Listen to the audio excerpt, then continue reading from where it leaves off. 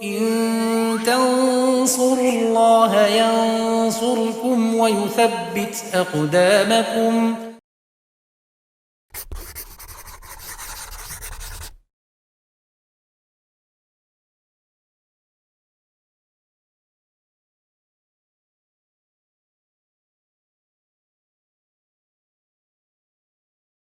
Bismillahirrahmanirrahim. Alhamdulillahirabbil alamin wassalatu wassalamu ala asrofil anbiya'i wal mursalin wa ala alihi wa sahbihi wa man tabi'ahum bi ihsanin ila yaumiddin, amma ba'd. Pemirsa Yufid Edu rahimani wa rahimakumullah. Kita lanjutkan pelajaran kita masih di kitab Al-Muqaddimah Al-Hadramiyah di Kitabu Salat atau bab salat. Ya, di pertemuan sebelumnya sudah kita sampaikan yaitu syarat wajib salat. Artinya syaratnya harus terpenuhi agar sholat menjadi wajib baginya, yaitu diantaranya adalah ya harus muslim, sehingga kalau kafir asli tidak, kecuali murtad ya. Kemudian harus balik ya, sehingga kalau anak kecil tidak wajib. Kemudian berakal, sehingga kalau orang enggak berakal, misalnya gila atau mabuk yang tidak ia sengaja, maka tidak wajib. Kemudian tohir, suci, yaitu suci dari haid dan nifas, sehingga kalau orang haid, orang nifas tidak wajib sholat, bahkan hukumnya haram. Kemudian setelah kita sebutkan pula yaitu golongan yang wajib mengqadha sholat ya, yang wajib mengqadha sholat siapa? Itu murtad ya. Orang murtad ya. Jadi kalau orang kafir asli tidak, anak kecil haid juga tidak. Baik, kita lanjutkan apa yang disampaikan musannif. Qala al-musannifu rahimahullah ta'ala wa yajibu 'alal waliyyi was-sayyidi amru sabi al-mumayyizi biha li sab'in wa darbu 'alaiha li ashrin. Ya. Wajib yaitu bagi si wali. Ya. Jadi kan anak kecil punya walinya siapa? Ya, bisa bapaknya atau kalau bapaknya enggak ada nanti misalnya kakeknya dan seterusnya. Wajib wajibu alal wali wasayid, sayyid itu pemilik budak ya, nanti dia membawahi, menguasai, mengatur budaknya. Nah, kalau wali mengatur, menguasai anaknya atau menjadi perwaliannya. Wajibu alal wali wasayyidi amru sobi, memerintah sobi ya, anak kecil al-mumayyizi yang sudah mencapai tamyiz, sudah tamyiz, sudah mumayyiz. Biha itu dengan sholat lisabain ketika berumur 7 tahun. Wadorbuhu dan memukulnya alaiha karena sholat, meninggalkan sholat liasrin ketika umur 10 tahun. Ya. Jadi wali di sini mencakup ya kedua orang tuanya ya, bapak, ibu dan ke atas. Ya, meskipun dari jalur ibu. Dan fardunya di sini adalah fardu kifayah. Artinya kalau sudah ada yang memerintahkan, maka yang lainnya gugur kewajiban. Demikian pula as-sayyid ya, yaitu pemilik budak. Ini juga punya kewajiban.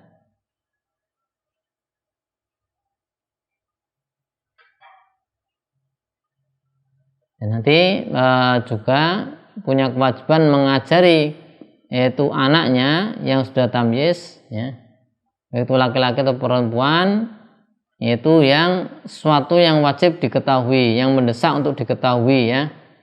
Yang ini berserikat, artinya baik itu orang khusus atau orang umum, awam harus mengetahui, maka ini harus diajarkan ke anak yang sudah tamyiz. Di antaranya bahasanya Nabi Muhammad SAW adalah utusan Allah, Rasulullah ya. Kemudian beliau dari suku Quraisy, ibunya Aminah ya. Kemudian warnanya kulit abyad, putih. Kemudian lahir di Mekah ya. Kemudian juga hijrah ke Madinah, dimakamkan di Madinah. Kemudian penjelasan tentang nubuah, risalah ya. Yang ini harus diketahui oleh orang mukallaf ya. Jadi mengajar tentang sirah nabawiyah secara global ini wajib diberikan, diajarkan kepada anak, ya. Wajib diberikan, diajarkan kepada anak. Ya, terutama yang awal adalah ma'rifat, mengetahui apa? Tadi mengetahui Nabi Shallallahu Alaihi Wasallam tadi, ya. Kemudian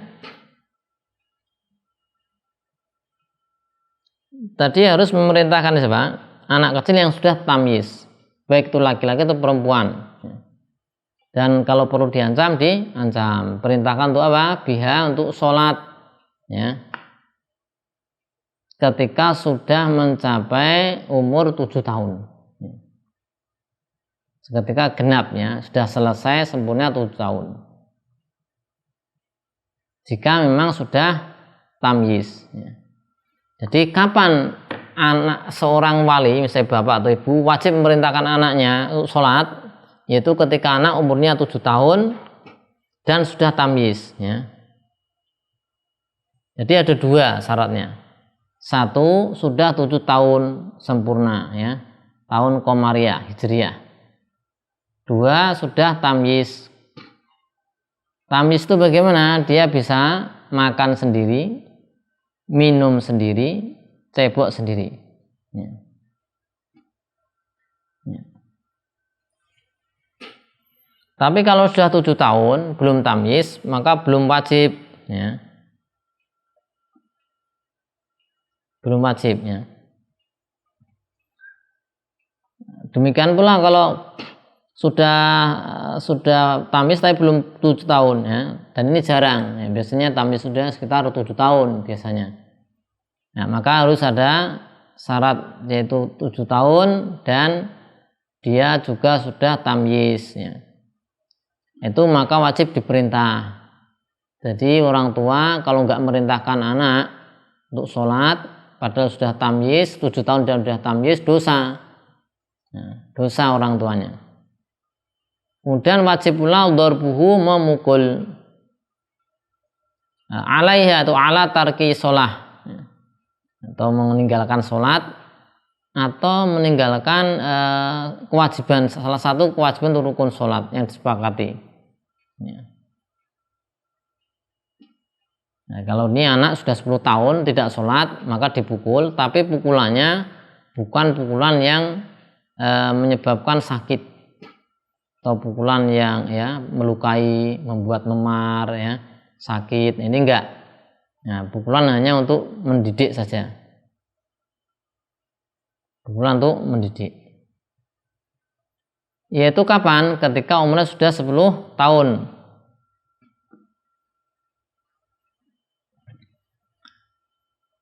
Ya, karena Nabi SAW pernah bersabda, muru auladakum bi sholati wa hum abna'u sab'in. Perintahkanlah anak-anak kalian untuk sholat dalam keadaan mereka umur sudah 7 tahun, ya. Wadribuhum 'alaiha wa hum abna'u asrin.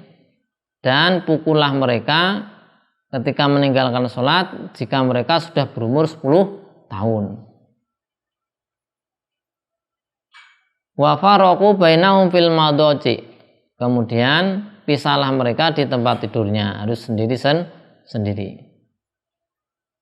Nah, maka dari hadis ini ada pelajaran, kalau umur belum 10 tahun maka jangan dipukul, ya. Karena tadi diperintahkan umur 7 tahun ketika tamyiz, ya. Sehingga kalau kemudian Nabi SAW mengatakan kalau meninggalkan sholat umur 10 tahun dipukul. Mafhumnya kalau belum 10 tahun meninggalkan sholat jangan dipukul. Nggak boleh sembarangan main pukul.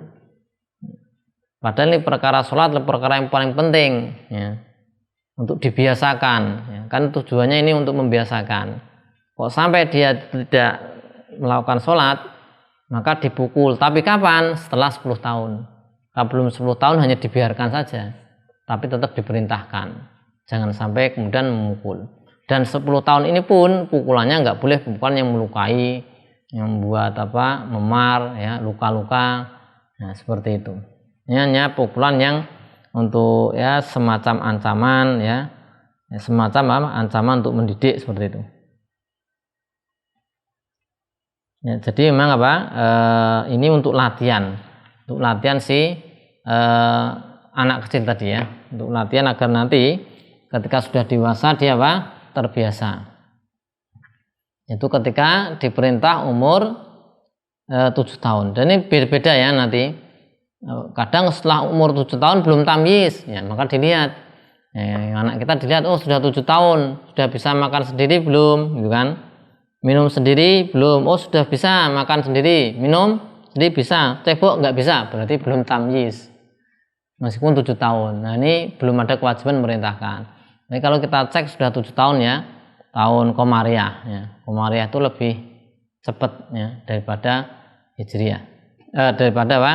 Syamsiah yang Masehi.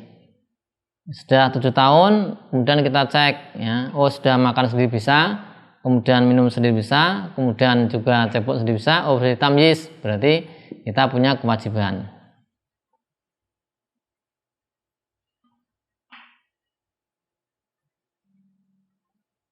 Jadi memang anak kecil ini tidak ada kewajiban untuk sholat, tapi walinya punya kewajiban untuk memerintahkan, ya, untuk memerintahkan.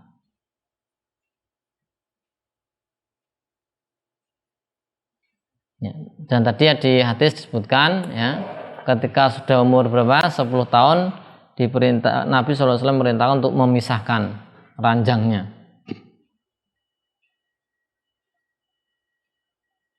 Jadi harus pemisah, jangan kemudian dicampur satu ranjang atau kasur tanpa ada penghalang. Nah, jadi satu. Ya. Kemudian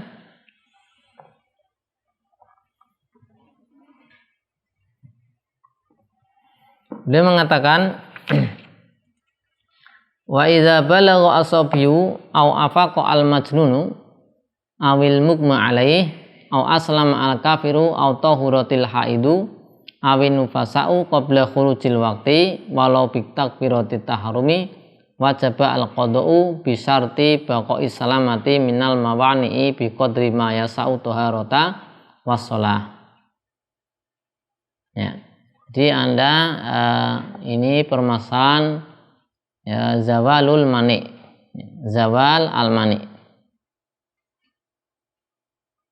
Nah, hilangnya manik. Jadi sholat itu kan ada maniknya.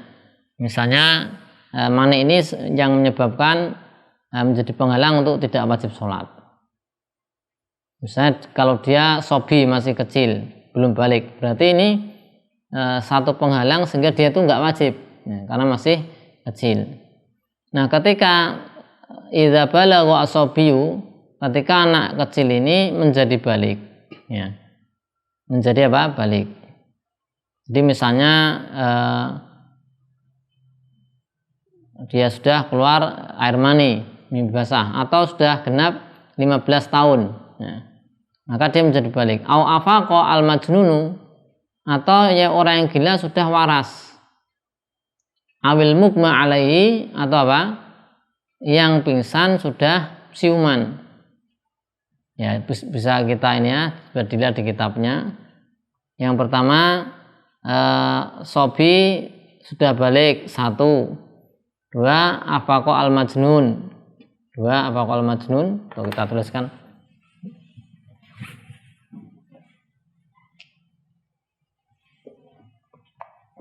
zawalul mani,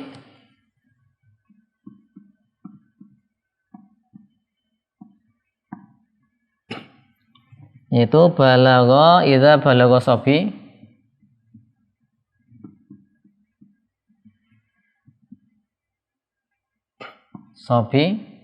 kemudian apalagi afaqal majnun,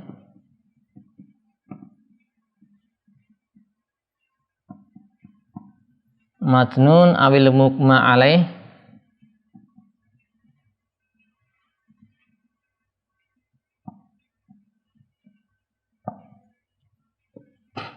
au aslama al kafir,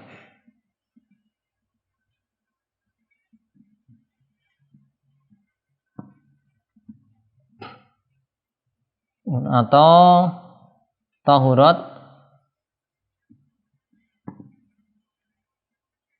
al haid, awin nufasa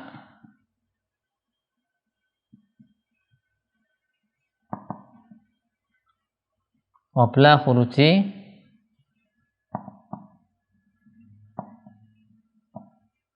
wakti walau bitakbiratit taharum.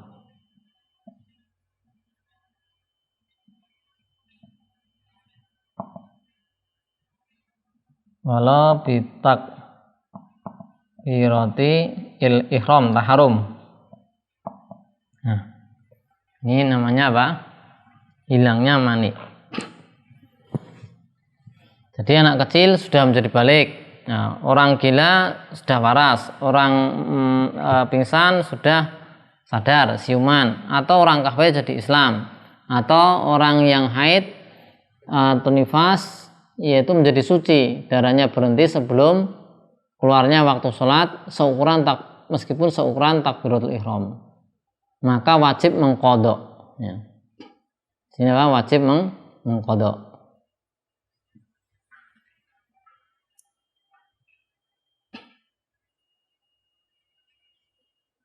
Ya, jika terjadi sudah hilang manik yang menyebabkan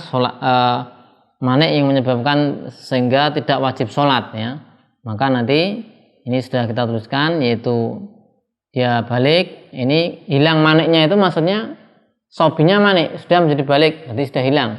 Kemudian gila itu manik, kemudian dia jadi waras, menjadi hilang maniknya. Kemudian pingsan, orang kafir, kemudian haid, maka musannif di sini mengatakan wajib qadha. Ya, di sini yaitu autahuratil haidu awin nufasa'u qabla khurujil waqti walau bi takbirati tahrimi wajaba al qadha bisarti baqai salamati, dengan syarat yaitu masih selamat, yaitu normal, terbebas minal mawani, dari manik, biqadri seukuran maya sau atau harota wasolah, seukuran yaitu mencukupi untuk harot dan sholat. Tapi insya akan kita lanjutkan dan kita ulangi lagi pembahasan tentang zawalul manik di pertemuan berikutnya. Wassallallahu ala sayyidina Muhammadin wa ala alihi washabihi wasallam. Alhamdulillahirabbil alamin.